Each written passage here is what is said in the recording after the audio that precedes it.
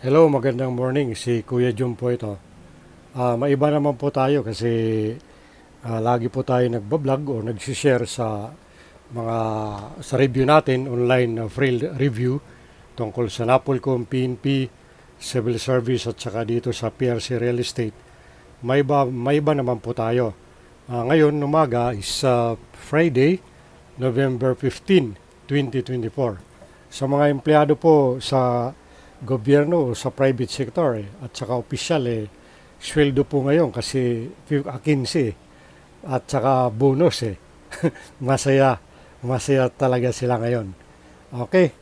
Ah, ang topic ko po natin ngayon, ang topic natin ngayon na isi-share ko sa inyo na I think mapupulutan po ninyo ng aral. Itong sabi ng psychologist na there are four types of intelligence. Apat ang klase ng intelihensya.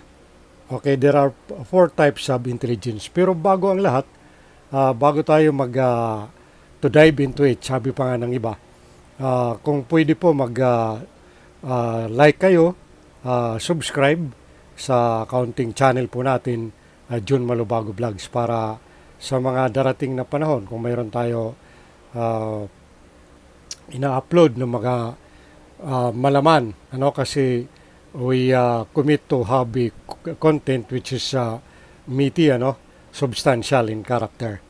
So, okay, back to topic po tayo na sabi ng psychologist. Pero Kuya John, ano nga ba itong ibig sabihin ng psychologist? Ang psychologist po, ito yung nag-aaral, the study of human mind and character. Ito po yung pinag-aaralan nila, yung isip ng tao at saka yung pag-uugali ng tao. So there are four types of intelligence. Number one, yung tinatawag na intelligence quotient, yung IQ. Lagi po natin naririnig yun, yung IQ. Number two, emotional quotient or EQ. Magkakaiba po yun IQ, EQ. Number three, social quotient, SQ. And last one, number four, adversity quotient or AQ. So ulitin po natin, IQ, EQ, SQ, and AQ. Ngayon, paano po natin ipaliwanag? Sabi ng tawag dito ng psychologist, ang number one po is intelligent quotient or IQ. Ito po yung, this is the measure of your level of comprehension. This is the measure of your level of comprehension. You need IQ to solve maths. Halimbawa, to solving math problem. Memorize things. Yung nabasa natin, yung pakinggan natin, na-memorya natin, and recall lessons. Lessons in life, probably, or sa schools. So, sa daily life natin. So, ulitin natin, ang intelligence quotient, ito po yung panukat.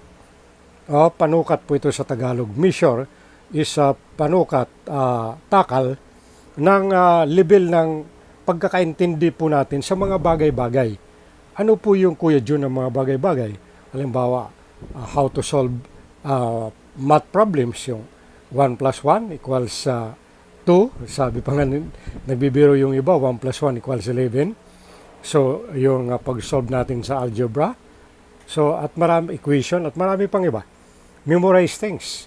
So, pag mayroon tayo in school, pag mayroon ina-assign sa atin na kailangan i-memorize natin, lalo na sa pagdating sa exam, ma-memorize natin mga bagay-bagay at recall lessons. Kung mayroon tayo magandang nangyari sa buhay natin, marirecall natin yan.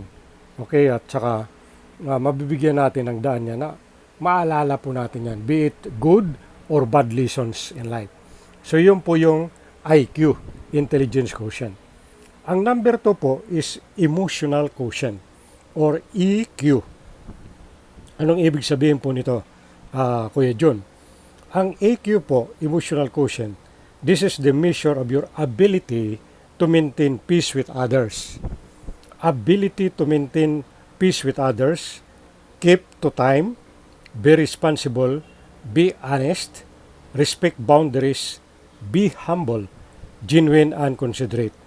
So itong emotional quotient na ito, dito masusukat. Ito yung panakal sa isang tao, pagkatao, ugali niya, karakter niya, kung paano siya makitungo sa ibang tao. Peace with other people. Number one, to keep to time. Halimbawa, katulad sa akin, nagtuturo tayo sa school. Pag ang time ko is 10 o'clock umaga po, sa alas 10 po ng umaga, nandun na po ako sa vicinity ng school. Alas 8 pa lang, alas 9 nandun na po ako. Para hindi ako nagagahol sa oras. At hindi ko iaalibay yung traffic.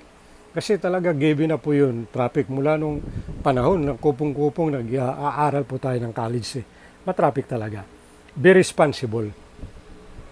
So pag may pinangako ka na gagawin mo itong bagay, tatawag ka, magte-text ka, or pupunta ka dyan, kailangan you should be responsible to true enough to your promise or promises. Be honest. Ito rin ang nakakalimutan po ng tao po, lalo na sa mga government officials, so kahit sa private sectors pa, yung hindi tayo magiging makatotohanan sa sarili natin. So dapat magpakatotoo po tayo. Kung tayo ganito lang po, we have to accept, ang tinatawag yan, acceptability. Kung sino man tayo, i-accept natin yon. Respect boundaries. So ito rin ang pinakamaganda. Kailangan respetuhin po natin, magkaroon tayo ng boundary. Kahit na asawa mo yan, partner mo yan, jowa mo yan, mayroon pang tinatawag yan na boundary. Irespeto mo po yan. Be humble. Dito po sa emotional quotient, sabi ng psychologist, kailangan ang tao maging mapagkumbaba. Hindi mo na kailangan ipagkalandakan sa buong mundo na ikaw ay isang kapitan, naging mayor ka, naging prosecutor ka, naging fiscal ka, naging congressman ka pa, naging governor ka pa, presidente ka pa. So, whatever whoever you are, hindi mo na kailangan ipagkalandakan. Kasi alam na ng tao Alam na po namin yan Halimbawa, ako, sabihin ko sarili ko, what kung sinabi ng ibang tao, wala akong pakialam dyan. Anong malay ko dyan? I have my own destiny in life.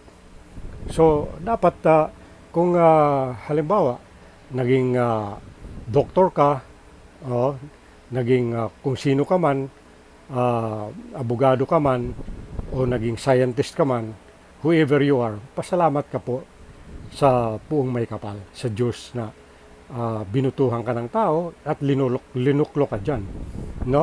Di po yan dapat ipagkalandakan at ipagmayabang na ganyan ka. Kasi sabi pa nga nila position and ranks is passing.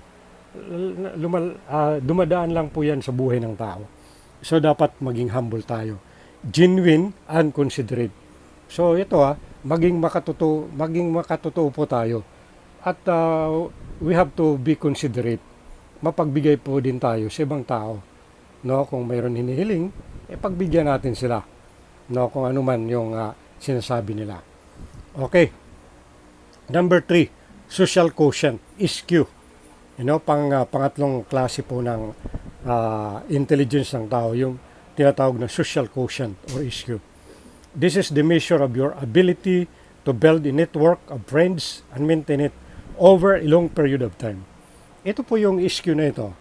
Ito yung panukat or pantakal, na kung paano ka makitungo sa kapwa-tao mo, sa kaibigan mo, sa mga kakilala mo, sa pamilya mo, sa relatives mo.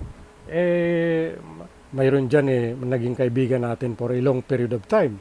So, halimbawa, 20 years, 10 years, 5 years, 30 years na hanggang ngayon, mayroon pa rin tayo connection sa kanila. So, yung paano natin i-maintain yung network natin, ang tawag doon, yung network, yung ugnayan, network of friends and maintain over a long period of time. Hindi lang panandalian na pagiging magkaibigan. So, yun po yung social quotient.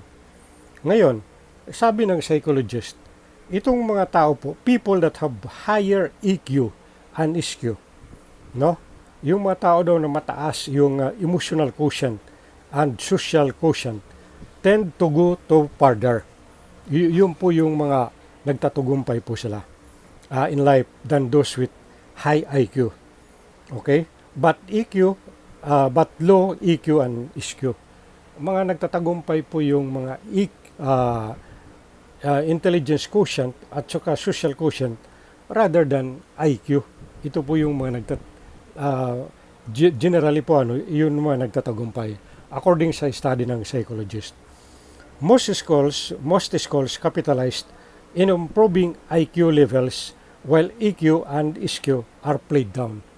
Okay, generally po kasi usually ang school po natin from elementary level to college po, ang dinidevelop talaga dyan yung IQ. Pero isinisit aside nila yung pagdidevelop po ng emotional quotient and social quotient, which is napaka-importante din po yan sa buhay ng tao. A man of high IQ can end up being employed by a man of high EQ and SQ even though he has an average IQ. See, ito hindi po ako nagsabi nito, pero according to the study ng psychologist, yung IQ po, lumalabas na nagiging empleyado po sila ng matataas na EQ at saka SQ, emotional quotient at saka social quotient. Your EQ represents your character, no? Yung emotional quotient po, iyon po yung nagre-representa. It represents your character, yung attitude mo. While your SQ, it represents your charisma. So, yung social quotient po naman, kung paano ka makitungo sa mga tao, sa surroundings, sa environment, sa kapaligiran po ninyo, yun po yung tinatawag naman ng charisma. Kaya may tinatawag tayo na charismatic. Give in to the habits that will improve these three EQs, especially your EQ and SQ. So, ang sinasuggest po dito ng psychologist na pagtuunan din natin ng pansin na i-develop po ito, yung emotional quotient at saka social quotient. Now, punta po tayo sa last na types of intelligence, yung tinatawag na adversity quotient. Adversity quotient. Ano naman itong AQ, adversity quotient? The measure of your ability to go through a rough patch in life and come out of it without losing your mind. Ang adversity quotient po, ito po yung panukat, takal kung gaano mo tatawirin yung mga storm of life mo. Sabi pa nga nila, yung mga bagyo sa buhay natin na hindi naapektuhan yung pag-iisip mo.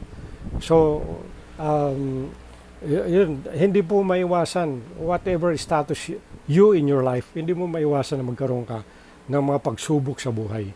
Storms in life ang tawagin yan. Rough patch in life. So, yan, doon mo masusukat yung adversity intelligence mo, no? Adversity intelligence mo after na mapagtagumpayan mo yan yung mga nangyari sa buhay natin, lalo na hindi maganda. So yan lang po muna. Inaasahan ko po na nakatulong tayo na sinishare natin ito, nabigyan po natin ng aral ito. Naway pagpalain po tayo at saka mag-ingat po tayo lalo na dyan sa province, na yung may darating naman na malakas na bagyo, sabi ng Pag-asa, typhoon, Pipito. Naway pagpalain po tayo lahat ng Panginoong Diyos. Ingat po kayo. Ulitin ko, may God bless us all. Maraming salamat po.